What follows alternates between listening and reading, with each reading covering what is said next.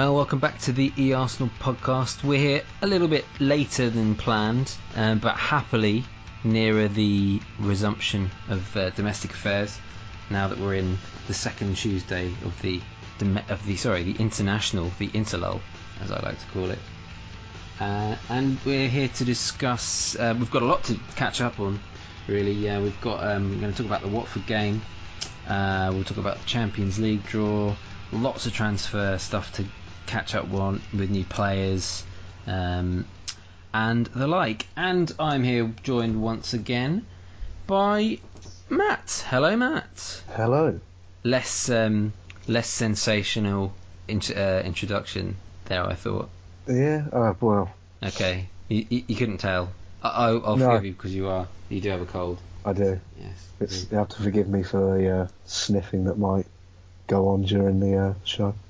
Do you have any self-censorship buttons that you may be employing, like a cough button? I don't know. We'll have to see if I've got any surprises. Right. Okay. And also on the show we have Rob. Hello, Rob. Hello. I, for the first time in about 6 months, don't appear to have a cold. I seem to be all right at the minute. It's always progress. Yeah. Isn't it? I mean, ever since I started this new job, I've had like a cold, and now I feel like I've got to the last few days. I'm like, I'm okay now. What is your job? Do you work in a freezer or something like that? I work in a retail environment, which is always pretty susceptible to illness. Okay. I won't give you a third degree or anything. Does this involve produce or the like? No, it's clothes, but oh, right.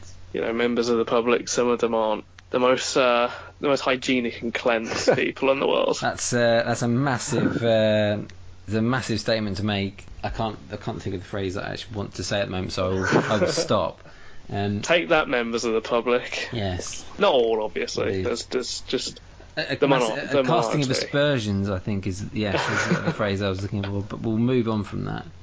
So let's talk about the Watford game. We won. Way. Back when it was 10 days ago. Yeah, 10 days. 9 days ago. 10 days ago. Right. I'm so completely out of it because there is no football to talk about other than Wales beating Moldova 4-0 and a Robert Snodgrass hat-trick against Malta. It was I thought it was a great performance. There were moments when we're ahead and Petr Cech pulled out some pretty tidy saves, and I do remember talking to you guys on our thread, I should say, that if because of what's happened in the past, if Watford were to come back and get a second, in fact it wasn't you, it was one of my friends via text, so I do apologise if you're wondering what the hell I was talking about. That if Watford went to score a second, then we might potentially not cave, but we might struggle to hold on to the 3 points. As it was, we did enough, and we got the nerves. I think when Pereira came on, we sort of got a little bit worried, much like when Musa came on against Leicester in the game previously. At the end of the game, just couldn't handle his pace, and he's quite a small, diminutive guy. He's very elusive, so there was that.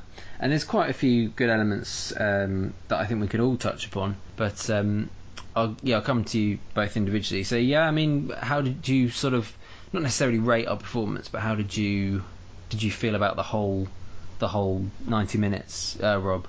It was a bit like the Arsenal of old, get 3-0 up very early on and sit back and go to the pub, basically. It was a very comfortable first half, really, and three very, very good goals, very well worked goals, although actually thinking about the first one was a penalty, but even so, you cannot complain about the first half. It's exactly the kind of performance you want in the first 45 minutes, to go 3-0 up and not really have to worry.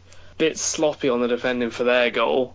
Xhaka probably should have done a lot better clearing out of our own box, which I'm sure hopefully it'll be a one-time thing. I think Pereira for them, actually, Watford, I think he's going to be a bit of a talisman for them. I think Udinese were very keen to keep hold of him, and I mean he's coming from Juventus, which no stragglers get into that team. He's not certainly an untidy player, no.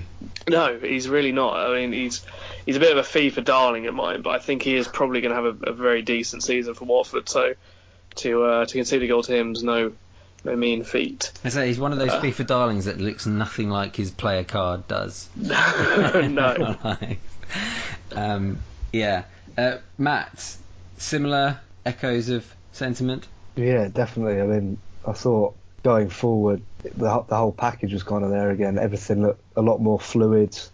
Ozil was at his best, Sanchez was at his best, and we saw I thought an improved Theo Walcott. I think someone said it the other day that his crossing just seems to have become a lot better, and we saw that in the England game lately as well. That would have been me. Yeah, I think it was you. Yeah, that was. And I thought, apart from what Rob said about Xhaka, I thought he was absolutely brilliant, and I think he's the midfielder that we have been lacking in a sense. So that was a real positive as well. Yeah, I mean, Ozil's goal was, I mean, it's usually Ozil's ball not necessarily to Sanchez, but into the middle, and it was Sanchez's ball into Ozil. I really liked that for the second goal. Was it the third goal? It was the third goal, wasn't it? Third, wasn't it? Third, just before half time. And Ozil's header, he looked really sharp, Ozil. Like, for his first game back, I thought, proper first start, I should say, he looked razor sharp, which I think is very good to see. He's not been rushed back, and rightly so. Yeah, I'm hoping to see pretty good things from him this season. Perhaps he will get 20 assists, or perhaps he'll get 20 goals, based on last weekend's performance. Yeah, so let's kind of break it down a bit. We had Ozil's return. Sanchez finally able to kind of have a go.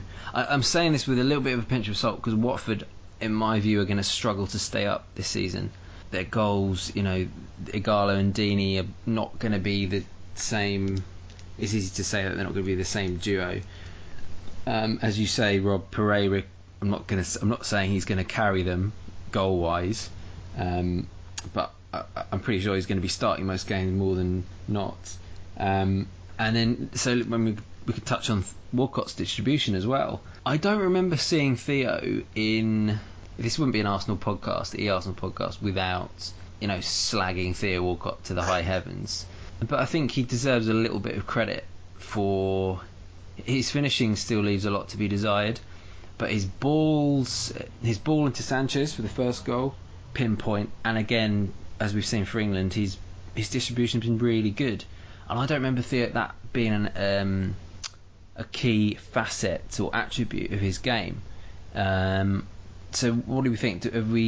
Has Theo been working on this? Do we think in training, Matt? Well, he had a long summer to kind of ponder it over, so it looks like he has been, and I think sort of going into this season, I think he is showing a bit more confidence, showing that desire to stay in the team and provide for his teammates, and he's taking on players a lot more than he has been in the past, and I think that's an encouraging sign as well for him, and hopefully, as you said, his finishing leaves a lot to be desired, but hopefully he can crop up with a goal every now and then and be a valuable asset this season. But it's not. His crossing, it seems on point. It's early to say that, but something looks very different to me. And I'm all for having someone who doesn't necessarily score, but definitely is going to be an outlet. Perhaps we don't need a ball distributor, whoever Ozil, but it doesn't do any harm to play balls, really low arcing balls like that into the box.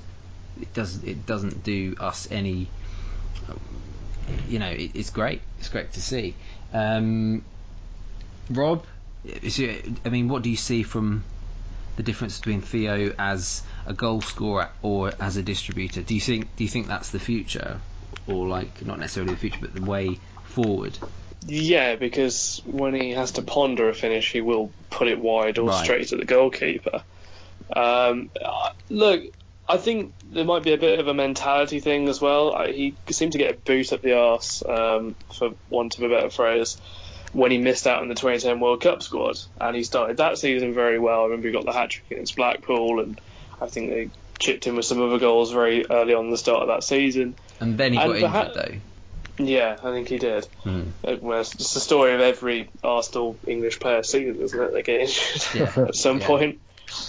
So maybe it's a bit the same. He missed out on the Euro squad. I mean, this is the first time he is in jeopardy of his Arsenal position in 10 years. This is he's got players that have made some impressions, like Alex Iwobi, who can play on the right hand side. There was Aaron Ramsey can play out there that he did last year. They've bought Lucas Perez, who could arguably play out there as well if needs be. So he's, this summer was the first time it was really in jeopardy. There was a lot of reports that he was going to go, and I think a lot of people were surprised he didn't leave.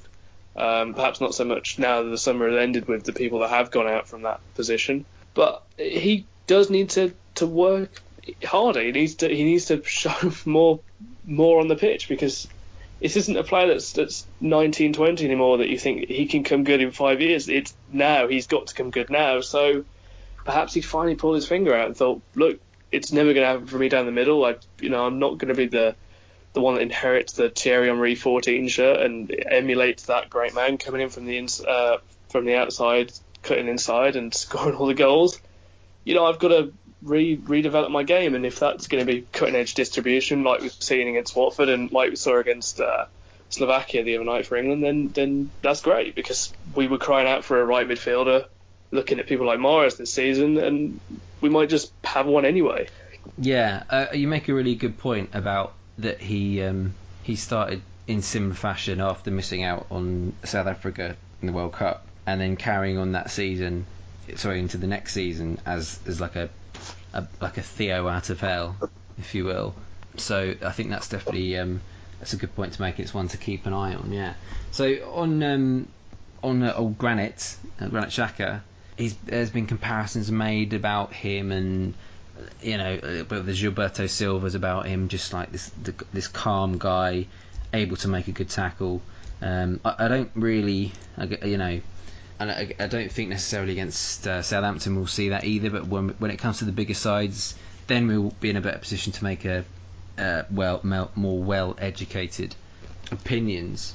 As in those games, he will be probably walking a disciplinary tightrope in those games, no doubt. But again, we'll see. What do you see in Xhaka that's been missing from our game, Rob? There's a lot of composure there when he's not diving into tackles like we saw first game of the season where he got booked. But there is a certain calmness there and a good recycling of the ball. And when Coquelin first came into the team, everyone seemed to think that was him. And Coquelin had a very good first 6 months when he came back off that Charlton loan. But there's a certain sort of erraticness to Coquelin's game, which always sort of shines through. I think the North London derby last year was probably the most glaring example of that. That stupid red card that he got, that I think perhaps has got him into the bad books of Arsene Wenger a little bit as well, which is perhaps why Xhaka was brought in this summer to be his replacement. But yeah, that's what I like about Xhaka. There is a sort of calmness about him and composure, which I think we've probably missed since Gilberto, to be honest. There seems to be a bit of a wall between the back four and the defence. And remembering last year, the back end of last season, how much we desperately missed that go-between between Ozil and the back four, that's almost the role I think he needs to play this season, is to take the ball off people like Koscielny and Mustafi and give it to Mesut Ozil in the same way that Vieira would take the ball off you need Adams or Bold and give it to Bergkamp. Just as much as you need someone to play it from the back, you need someone to link up the play. All the best teams need that. And as Gilberto did, as you say quite rightly, with, I guess it was Sol Campbell and Colo. And Toure, yeah, quite right. So that's I mean, Matt, is anything else that you saw, that you've seen from him in his early days for Arsenal that make you really sit up and think, oh, like this, I like this guy a lot? Yeah, well, I wrote an article about him. We all expected him to come in and kind of be that physical presence in the midfield, but one of the aspects that's most impressed me is his technical game as well. And as much as I don't want to compare him to him, but I think in his technical game, in the way he can spray balls around, he can play those short passes, long passes, he's a lot like Fabregas. And I think we've also missed that kind of player as well. And he's kind of moulded into quite a few midfielders that we've had in the past and that we haven't sort of replaced. And as Rob said, we had Coquelin that came in and did a job. But I think Xhaka will be the kind of man that will stay there and do the job that we've kind of been longing for in midfield in that transitioning kind of phase. Okay, I mean, from what you said there, I mean, I'm hearing the name Emmanuel Petit coming into my head.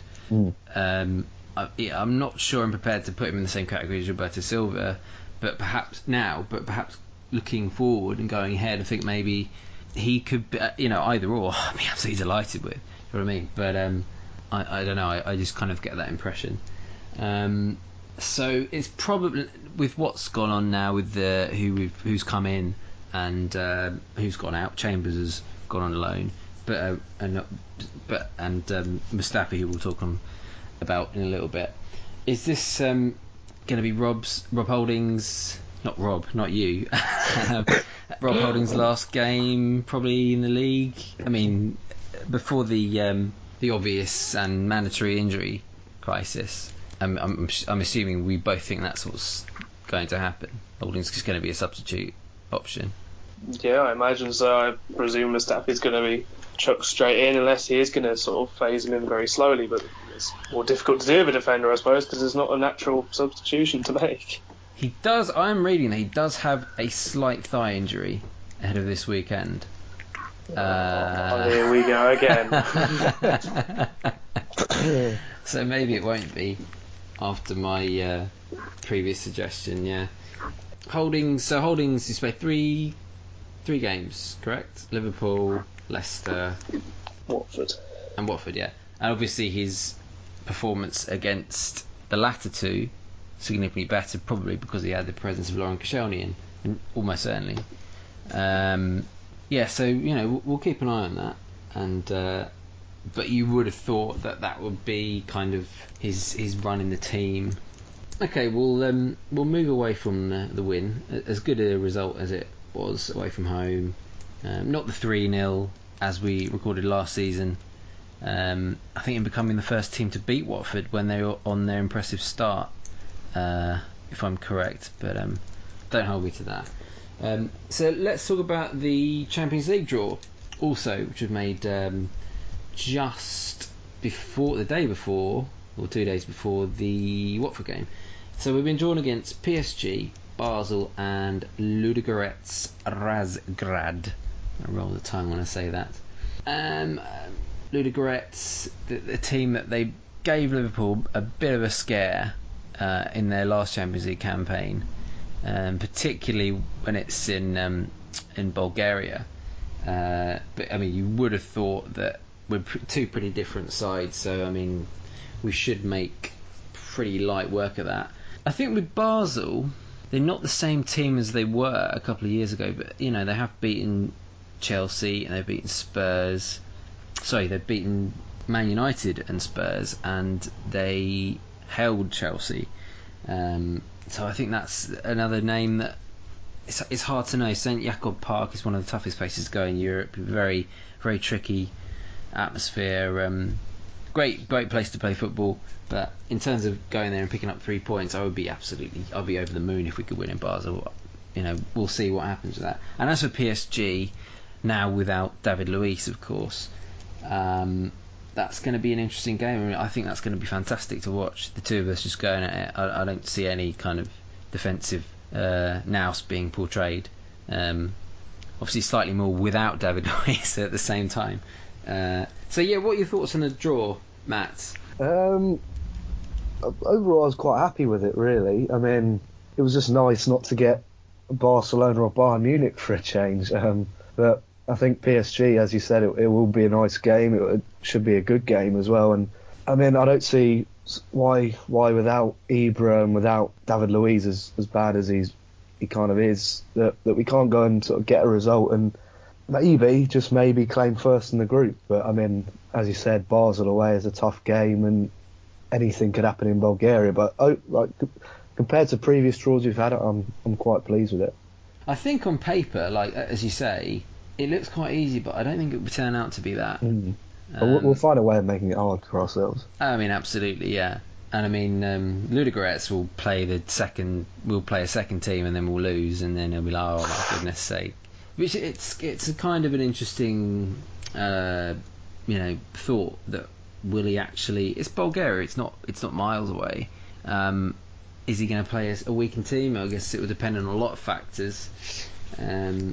Yeah, Rob, what are your thoughts on? Do you think we'll have enough to beat PSG? They have not made as well a start to the Ligue 1 season, I think, as they did last year. They've got, what is it, 6 points from 3 games? Yeah, which I suppose is 2 wins out. They lost their 3rd game of the season, didn't they? But considering they didn't lose till about February last year.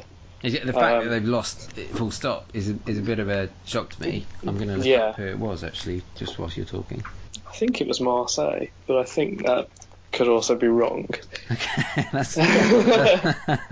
it could either be one of other 19 teams or not.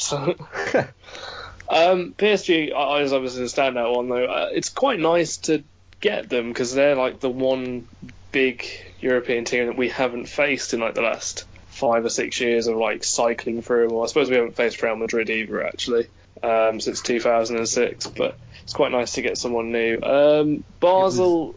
It was Monaco, actually. Monaco, that's close. I knew it was someone beginning with M.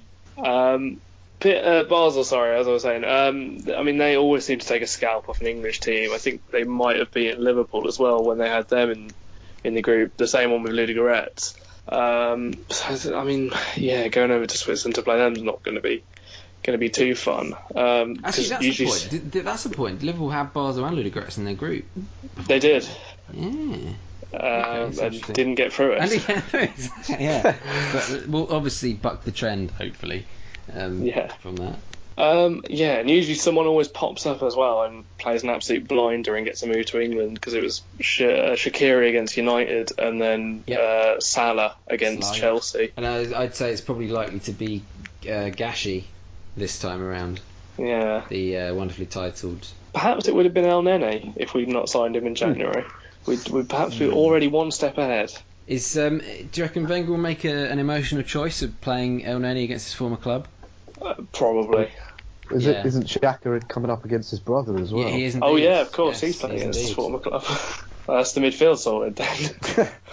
It's just going to be them two. And Ludogorets, we should be taking 6 points off them, really. As long as we don't make the catastrophic start we made to the group stage last year and we lost the first 2 games and had to beat Bayern at home, we should be all right, I think. I'm not as worried as I was last year, but then I wasn't that worried before we started last year either. Exactly. Let's compare though. So we had Olympiacos, Anderlecht, Bayern Munich. We've got this time PSG, who are weaker than Bayern. Dynamo Zagreb. Was it Dynamo Zagreb? Okay. I should know this because I was at one of those games. They've all been car wrecks, let's be honest. Yeah. So Zagreb, Olympiacos and Bayern. And we've got PSG, Basel and Ludogorets. I'd see Basel was definitely a step up from Olympiacos. I'm pretty sure I'd say Ludogorets are a step up from Zagreb, from Dinamo Zagreb also. So when you say that in those sentiments, I think it's not as easy a group as a lot of people say. Don't want to talk about Spurs, but the Europa League group is Leverkusen. I'm struggling with the other two, but a lot of people are saying that's an easy group. It's not, and I know we're not going to make the same mistake this time around as we did last year. Well, hopefully, Mr. Wenger, if you're listening, we'll get that all sorted. Checking goal every game.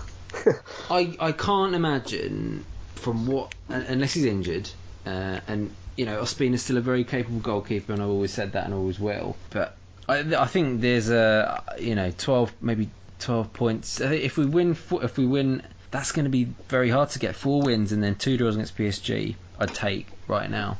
But I don't know. Maybe 13 points might see us top the group. But, certainly got to go undefeated against PSG in those 2 games. We definitely, you're correct about that. It can't be. I don't think you can be playing catch up with them losing to either Ludogorets or Basel. Let's not forget they've got Unai Emery now running the ship there, who's very capable in Europe. If Europa League more so than the Champions League. So perhaps are we looking to finish 3rd then? To drop down and win it with PSG. Conspiracy talk, like it. Okay, let's move away from the Champions League temporarily and talk about transfers. The news that I'm not massively delighted about, but I'm not unhappy about, is the obviously Jack Wilshere's move to Bournemouth. Although it could have been Roma, could have been AC Milan, and it could have been Crystal Palace. I think it'd be mad to go to Crystal Palace. Absolutely insane. And now he's obviously playing with the Cherries at the Cherries with Benik Afobe, which is, a lot of people said that's been the ammunition for the move down to the South Coast. I'll ask you both, because people to the podcast know I'm not big Jack Wilshere's biggest fan. You guys, I think, Matt, I know you love him, and Rob, I think you're on the fence about him a little bit, correct? No, he's been my favourite player since I saw him when he was 17. Okay. Yes. I did love the guy, but I've lost patience with him now, and I don't like his attitude. I don't want to say play the crack record again, but that's my view upon. Anyway, it's quite a strong view, but that's me. So, is this the right club for Jack Wilshere, Matt? I think it's a difficult one. I mean, there's been two sides of the coin in the fact that people are saying he should have gone out on loan to somewhere else in Europe and develop his game in a different kind of style or whatever. But I think in terms of the Premier League, I think it's a team that he'll probably fit in at, and especially with Eddie Howe, I think they'll work well together. And well, that's the interesting one, because he's been touted as the next Arsenal manager. So he could just be, if he impresses him, then he'll be in the starting 11 every single week if he does take over next season, whatever. It's Bournemouth have struggled the start of this season, but they do like to play it on the deck. I mean, they're very similar to us. Play a bit of a different system, but with him in the side, he could players with genuine width like Jordan Ibe, Josh King, who's on the right now, Stanislas when he's fit, and I think he'll give players like Harry Arter next to him in the midfield, which I'm assuming is going to be the case, just a bit more freedom to move around. Whether it's the right club, personally, I don't know. Rob, what do you think? It's a bit yes and no. I was really big on him going out to Italy, to be honest, when the Roma rumours came. Well, actually, I was big on him going to Sporting Lisbon when the Sporting Lisbon rumours came, because I was like, oh, this is a great excuse to buy a Sporting Lisbon shirt with Wilshere on the back. But okay. In seriousness, I was big on him going to Roma or AC Milan, just because I think it's not as physically demanding, the Italian league, compared to England on the legs. Obviously, there's a lot of players that play on a lot longer than they do if you play all your career in England. And so I think that would have suited him a lot more, but Bournemouth's not a terrible choice. They do play a decent style of football, not saying that people like Palace don't, but I think Eddie Howe does play very similar to how Arsenal would like Jack Wilshere to play. There isn't a European commitment there as well. He doesn't have to appear in loads more games, get another 6 games in Europe at the very least, which he would have to do if perhaps he had gone somewhere else, like Roma, for example. I really would have liked him to go abroad. I think it would have helped his football development. I think this is an opportunity that's not going to come calling for a lot of players. There aren't many players who are at that Jack Wilshere sort of level, who, people putting figures out like £30 million midfielder that Bournemouth have got for a season basically for free almost. 40 million according to Paul Merson. Yeah. But this isn't an opportunity that comes up very often for English footballers to go and expand their horizons in a different league, and I think it might have helped him quite a lot to go out there and play that in a different style, a bit more slower, perhaps a little less physical on the legs. And to Jack Wilshere's, I was going to say to his credit, but it's not really his credit at all, but it's very unlike the Abu Diaby situation, which was the leg break happened and then it was a lot of like hamstring and calf injuries and stuff that the muscle just didn't develop as it should have because of the leg break. A lot of Jack Wilshere's injuries are impact injuries. They're fractures in like his foot or in his leg. It's not. It's stuff that he could almost avoid. I feel if he doesn't go in for as many challenges. I'm not remembering the Man United one against Paddy McNair that he went in and that cost him another like 3 or 4 months, which really could easily have been avoided. And I think going into a different league where that's not going to happen every week, where you don't have to lunge into every challenge because it is a bit, people are a bit not lenient, but what I mean, less physical in a sense. Yeah.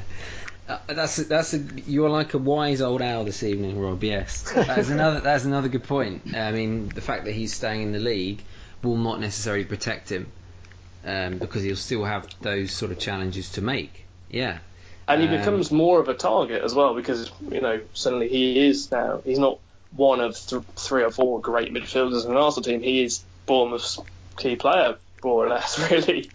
That's how he will be. I mean, however you see it, he will be the shining. I'm not going to say too many bad things about Bournemouth because I do quite like them, but he will be a shining you-know-what in their pool in comparison, really. And there's no two ways about that. Yeah, I mean, if he has a full season fit, I will burn London Colney to the ground. Because there must be something seriously wrong if he does have a full season with them. I mean, that's just one of my many opinions. But if you do see, if that does happen, you will see me with a Molotov cocktail flung somewhere in Hertfordshire next summer. So yeah, keep an eye on that. Moving away from Wilshere, I'm quite excited by Perez, I have to say. I think, I mean, he's the research. I did a bit of research on him for a couple of articles I did. And there's quite a lot of comparisons with Jamie Vardy being drawn. I've seen some of his play in the league when he plays off the shoulder.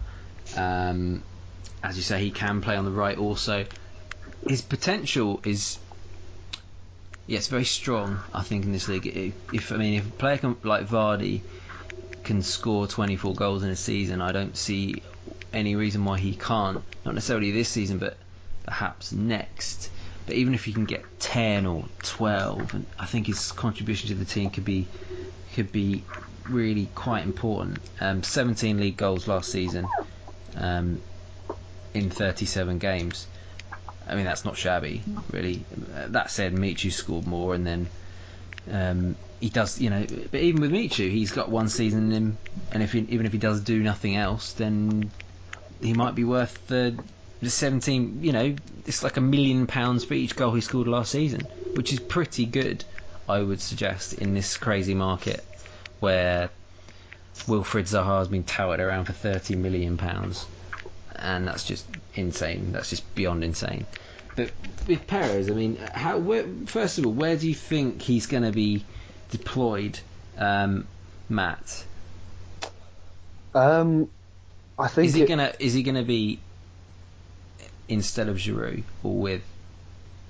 I don't think he's going to be instead of Giroud yet, and I don't think he's going to be with Giroud either, unless it's in a wider position. But I mean, I think one of the main things I'm hoping that he does do is just take a little bit of the weight off the shoulders of Giroud and pop up with 10 to 15 goals a season and hopefully work from there. But I don't think it's going to be instead of Giroud, which is kind of what we've been wanting all summer and been trying to get. But obviously we've fallen back on Lucas Perez. Whatever you say, it would be hard to drop Giroud just because of his contribution to the club. He's not, he's an incredibly frustrating player, but he's going to be hard to be taken off that team sheet as the striker unless we change our system, which is just not going to happen. So we're going to be looking at the 4-2-3-1 as as most of the big teams are and will play, except for the probably exception of United at the moment. But they're working through things with Mourinho. If he does, I'm pretty sure he'll be on the bench against Southampton, and I think probably Giroud will lead the line.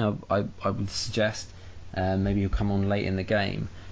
Rob, is there any other way that you see him fitting in? I mean, he's not going to be number 10. Pretty sure about that. I mean, unless we are just going to switch up and go 2 up front. Do you really see that happening? No, not really. I mean, there were the rumours about Griezmann, which perhaps makes me think that there might have been a plan in place to move to that sort of Giroud and another sort of partnership that France have got going on. On that subject of Griezmann, sorry to interrupt you, but yeah, I mean, as I understood it from my sources, that was at one point in time in the summer, that was quite close, and a lot closer than people thought. I mean, that would have been incredible to get him in. Massive coup. I mean, coup with a capital C with a CF, if you see what I'm getting at. But yeah, carry on with what you're saying about Perez. I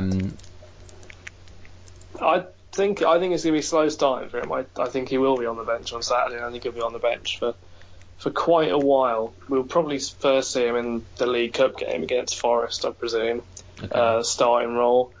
I think saying about Mustafi going straight in and he's not like a natural substitution for a defender to come on, but I think that is going to probably be Perez's role for the first couple of weeks, just to try and bed him in. Although he is getting this international break with the squad, of course, because he's not with Spain. But I'm excited by him.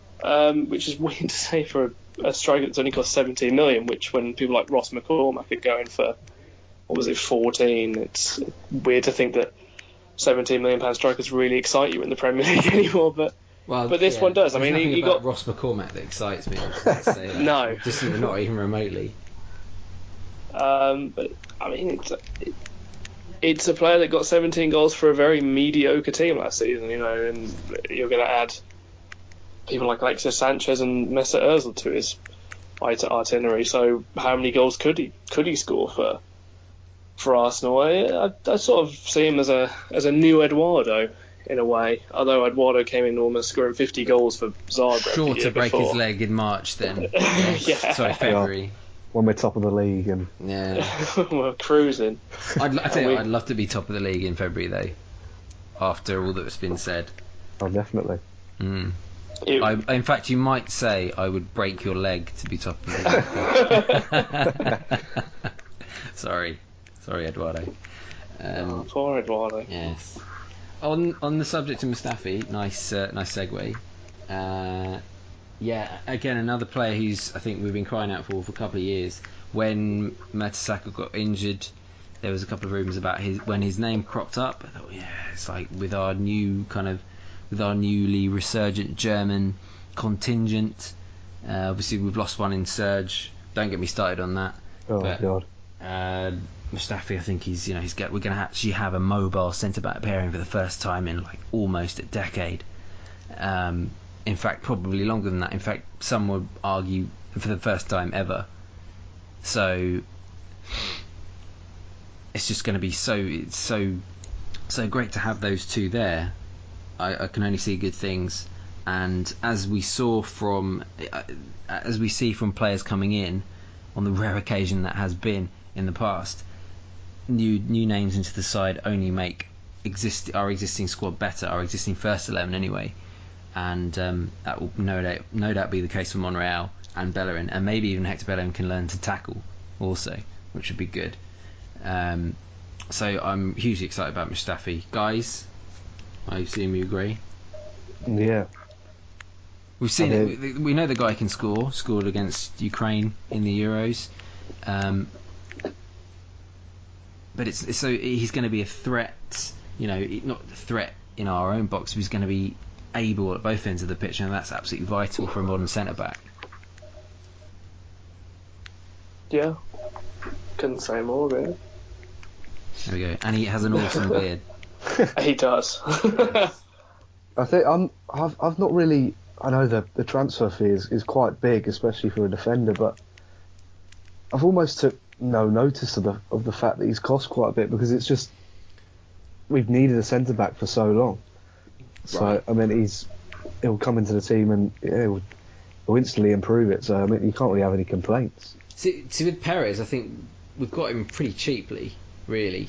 You see some of the, being linked with Icardi for 40, and obviously Higuain going for silly, crazy money. So 17 million for a La Liga striker is not a bad bit of business.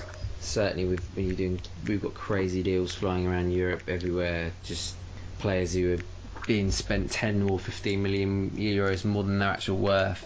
So, I think they're not two huge names, but I think they could be two really good additions to our side, and obviously we'll see, but watch this space. On the subject of the EFL Cup, nice to note that Mr. Nicholas Bentner is off to Forest. So the scenes if he knocks us out of the EFL Cup in 2 weeks' time. Wouldn't even surprise me. It wouldn't surprise me. Because that will be, as you say, Perez will probably start, but it will be a weakened side without Chambers. So we're looking at probably Rob Holding and goodness me, I don't know who. Is Gabriel alive? He might be back actually by then. So so that'll be interesting. And goodness knows, with Gabriel in centre back, I think even Bentner can score. Certainly Bentner believes he can score, and perhaps he can. Quick note on: did anyone see Bellerin's assist with Deulofeu's goal for the under-21s? My words, that was a bit tasty. Lovely little ball. Fantastic. I think that's a good note to end on this week. Thank you very much, guys, for a slightly delayed edition, but as you say, we'll be back at the weekend. So, Rob, what's your Twitter for us, please? It's at Rob Tomkinson 94. Thank you very much as always. I might hashtag you Wise Owl. So there we go. Well, I'm not around for the next 12 days as of Monday, so I had to get it all out tonight. Oh, I see. Right, okay. So Rob won't be with us on the weekend's podcast, ladies and gentlemen, unfortunately. Where are you off to? I'm off to America for 12 days. Are you off to hunt out Stan Kroenke? I'm not really going. I'm not going to the West Coast, sadly. Otherwise, I could try. Damn. To find old Enos and give him a piece of my mind. Yeah. If anybody knows any bars in the New York area that are showing the Arsenal game on Saturday, do not hesitate to tell me, because I still haven't properly looked into it yet. I'm sure there will be loads. I'm sure you'll be able to watch the game in Times Square. I reckon. Oh, probably. I just need to know where. Okay, fair enough. It is quite a big area. Yes. Yeah. Also, thank you very much, Matt. Pleasure. Get well soon. Thank you. Hopefully in time for Sunday or whenever it is that we do actually record. So thank you very much for listening, one and all. As I say, we'll be back at Southampton at the weekend at home. Got to be looking for 3 points on that, and hopefully a couple of debuts. In the meantime, thank you for listening, and we'll see you soon.